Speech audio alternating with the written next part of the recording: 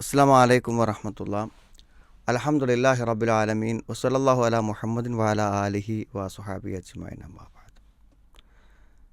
ധാരാളം സഹോദരിമാർ ചോദിക്കുന്നൊരു ചോദ്യമാണ്, ഭർത്താവിന് രണ്ടാമതൊരു വിവാഹം കഴിക്കാൻ ഭാര്യയുടെ അനുവാദം വേണോ? അനുവാദമില്ലെങ്കിൽ ആ വിവാഹം ശരിയാകുമോ എന്ന് സാധാരണ ചോദിക്കാറുണ്ട്. ചോദ്യത്തിൻ്റെ പിന്നിലുള്ള മനഃശാസ്ത്രം നമ്മൾ പറയുന്നതിന് മുമ്പ് ചോദ്യത്തിൻ്റെ ഉത്തരം പറയാം. യഥാർത്ഥത്തിലൊരു വിവാഹം സാധുവാകാൻ, അത് ഒന്നാമത്തെ വിവാഹമാകട്ടെ രണ്ടാമത്തെ വിവാഹമാകട്ടെ, ഒരു വിവാഹം സാധുവാകാൻ ആവശ്യമായിട്ടുള്ളത് മഹർ വേണം, 2 സാക്ഷി വേണം, വലിയ വേണം, പിന്നെ അതിൽ ഈജാബും കബൂലും, അത് ഞാൻ വിവാഹം കഴിച്ച് തന്നു എന്നും ഞാനത് സ്വീകരിച്ചു എന്നും പറയണം. അപ്പോൾ ഇത്ര മാത്രമുണ്ടെങ്കിൽ ഏത് വിവാഹവും സാധുവാകും. അവിടെ വിവാഹിതയാകുന്ന പെൺകുട്ടിയുടെ അനുവാദം വേണം, അവർ രണ്ടുപേരും പരസ്പരം ഇഷ്ടപ്പെട്ടിരിക്കണം. അതല്ലാതെ ഒരാളൊരു വിവാഹം കഴിക്കുന്ന സന്ദർഭത്തിൽ മറ്റൊരാളുടെ സമ്മതം വാങ്ങുന്ന ഒരവസ്ഥയില്ല. നമ്മുടെ മാതാപിതാക്കളുടെ സംതൃപ്തിയും സന്തോഷമൊക്കെ വേണം എന്നതിലുപരി മറ്റൊന്നില്ല. അപ്പോൾ ഇങ്ങനെ ഒരു ചോദ്യം വരാനുള്ള കാരണം നമുക്കറിയാം. ഭർത്താക്കന്മാർ ഭാര്യമാരറിയാതെ വേറെ വിവാഹങ്ങൾ കഴിക്കുന്നു. അപ്പോൾ ഭാര്യമാരറിയാതെ ഒരു വിവാഹം കഴിക്കുന്നു എന്നത് തെറ്റാണോ? തെറ്റല്ല. പക്ഷെ അവിടെ അവശേഷിക്കുന്ന ഒരു പ്രധാനപ്പെട്ട കാര്യം, എന്തുകൊണ്ടാണ് ഭാര്യ അറിയാതെ വിവാഹം കഴിക്കുന്നത്?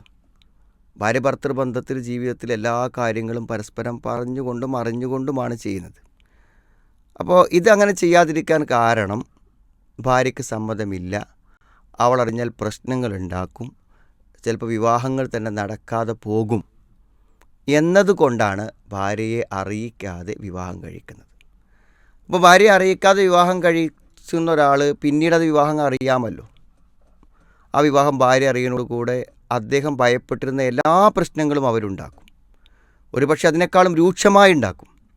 എന്നോട് പറയാതെ എന്തിന് വിവാഹം കഴിച്ചു എന്നുകൂടെ ചോദിച്ചുകൊണ്ട് പ്രശ്നങ്ങളുണ്ടാക്കും. അപ്പോൾ അങ്ങനെ പ്രശ്നങ്ങൾ ഉണ്ടാക്കുമ്പോൾ സ്വാഭാവികമായൊക്കെ പിടിച്ചു നിൽക്കാൻ കഴിയാതെ വരും. അയാൾ ആ വിവാഹം വേണ്ടെന്ന് വെക്കും. ഒരുപക്ഷെ വെറുതെ ജീവിതത്തിൽ ഒരു ഭർത്താവ് ഒഴിവാക്കി അല്ലെങ്കിൽ വിവാഹം നടക്കാതെ സ്വസ്ഥമായി ജീവിച്ചിരുന്നൊരു പെൺകുട്ടിക്ക് വീണ്ടും ഒരു ദുരന്തം കൂടെ സമ്മാനിക്കാനേ അത്തരം കാര്യങ്ങൾ കൊണ്ട് ഉപകാരപ്പെടുകയുള്ളൂ.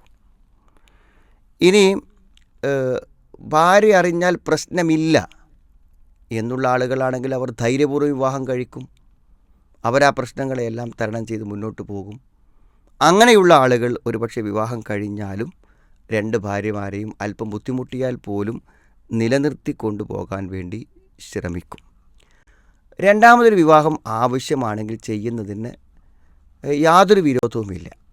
2 പേരെയും ഒരുപോലെ സംരക്ഷിക്കണം എന്നു മാത്രമേ ഉള്ളൂ. പക്ഷേ ഇന്ന് നമ്മുടെ നാട്ടിൽ നടക്കുന്ന പല രണ്ടാം വിവാഹങ്ങളെയും കുറിച്ച് പരിശോധിക്കുമ്പോൾ നമ്മൾ വളരെ ഗൗരവമായി അതിലെ കുറിച്ച് ആലോചിക്കേണ്ടതുണ്ട്.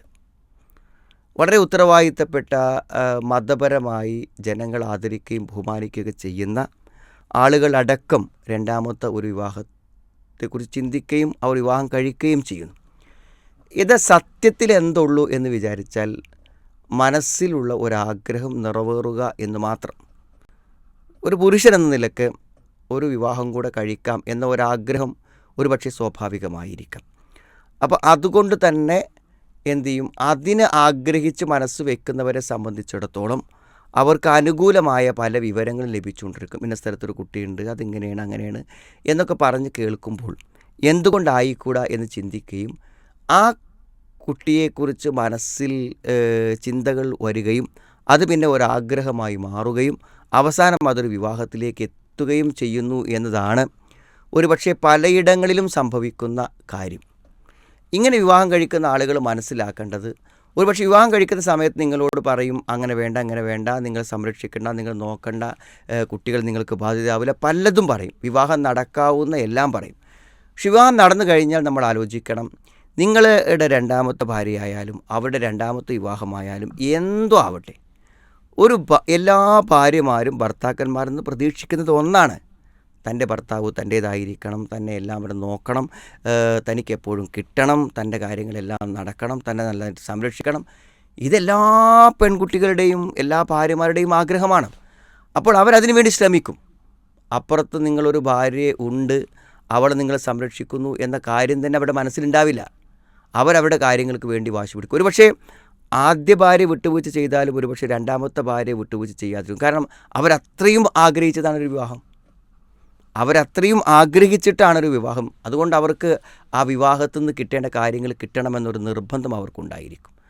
അതുകൊണ്ട് ഇത്തരം വിവാഹങ്ങൾക്ക് വേണ്ടി ആളുകളെ പ്രോത്സാഹിപ്പിക്കുകയും അതിൽ കൊണ്ടുപോയി ചാടിക്കുകയും അങ്ങനെ അതിൻ്റെ വരുംവരായികളെക്കുറിച്ച് അവർ ചിന്തിക്കാതിരിക്കുകയൊക്കെ ചെയ്ത് എത്രയോ കുടുംബങ്ങൾ ഛിന്നഭിന്നമായി പോകുന്നുണ്ട്. ഇവിടെ സമാധാനപൂർണ്ണമായി ജീവിച്ചു പോയിക്കൊണ്ടിരിക്കുന്ന ഒരു കുടുംബത്തെ അസ്വസ്ഥമാക്കുകയും ഒരുപക്ഷെ തകർത്ത് കളയുകയും ആ ബന്ധങ്ങളെ ഇല്ലാതാക്കുകയും ആ കുട്ടികൾ അനാഥരായിത്തീരുകയും ചെയ്യുന്ന സാഹചര്യങ്ങൾ പോലും ഉണ്ടാകുന്നു എന്നതുകൊണ്ട് തന്നെ വളരെ ശ്രദ്ധയോടെയും വളരെ സൂക്ഷ്മതയോടുകൂടെയും പക്വതയോടെ നിർവഹിക്കേണ്ട ഒരു കാര്യം ആലോചനയില്ലാതെ, ചിന്തിക്കാതെ, അതിൻ്റെ വരുംവരായികൾ ആലോചിക്കാതെ, അത് സംരക്ഷിച്ചു പോകാനുള്ള ജീവിത ചുറ്റുപാടുകളില്ലാതെ, എല്ലാം ഒരു നിലക്കും അത് പ്രശ്നങ്ങളെ തരണം ചെയ്യുവാനുള്ള മാനസിക ബലമില്ലാതെ ഇത്തരം കാര്യങ്ങൾ ചെയ്യുന്നത് തീർച്ചയായും അവിവേകപരമാണ്.